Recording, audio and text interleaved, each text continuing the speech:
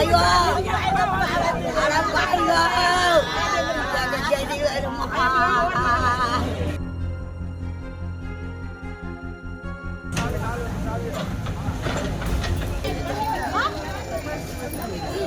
ஐயோ நான் கட்டு கட்டுதெல்லாம் வீடியோ போல எல்லாம் நீ ஒரு தெரியுமா எங்க குடும்பத்தோட வீடு வந்து கொண்டுமே குடும்பத்தோட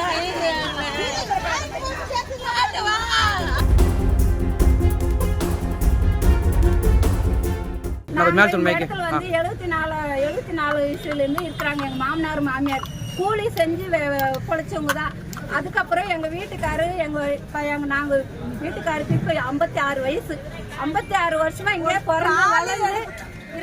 பிறந்து வளர்ந்து இங்கே தான் நாங்க இருக்கிறோம். நாங்க பள்ளமா இருந்தது மேடாக்கி இப்பதான் 1 வருட காலம் தான் வந்து நாங்க வீடு கட்டி. இப்போ அந்த இடம் பின்னாடி எங்க வீட்டுக்கு பின்னாடி வந்து எத்தனை காலமா இருந்தது இடம். அவரு வந்து 3 வருஷம் தான் ஆகுது அந்த இடம். எங்க 3 வருஷமா 4 வருஷம் வழி இல்லைன்னு தெரிஞ்சு வாங்கினாரு. இன்னைக்கு வந்து அந்த இடத்துக்காக எங்க வீட்டுக்கெல்லாம் பெட்டிஷன் மேல எங்களுக்கு தெரியாது. பெட்டிஷன் மேல பெட்டிஷன் கொடுத்து கோர்ட் வரைக்கும் போயிட்டு எங்க வீடெல்லாம் 16 வீடு. நாங்க 16 வீடுனா அதுல 32 குடும்பம் இருக்குது. ஒரு வீட்டுல 2 குடும்பம் இருக்குது. 16 வீட்டுக்கு இடிக்கணும்னு சொல்லிட்டு இந்த 3 மாசமா எங்களுக்கு டார்ச்சர் பண்றாரு. அது வந்து நாங்க வேணாம், நாங்க இத்தனை வருஷமா கஷ்டப்பட்டு உழைச்சி கூலி வேலை ஒரு வேலை கூட சோறு துண்ணாது நாங்க கூழ குடிச்சிட்டு கூட கஷ்டப்பட்டு வீடு கட்டிட்டு இருக்கிறாங்க.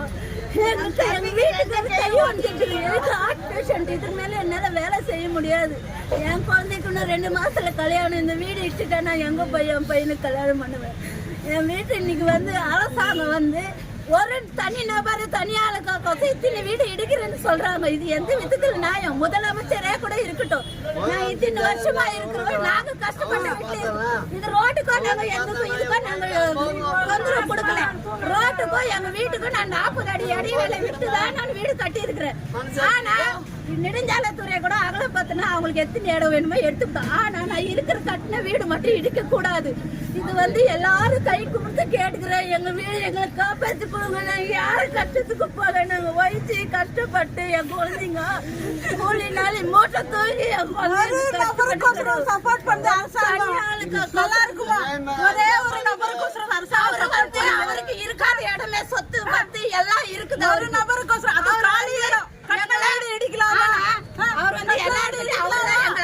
மிரட்டி காலி பண்ணி வைக்கிறேன். எங்களாட்ட வராதுன்னு அவருனால சொல்லி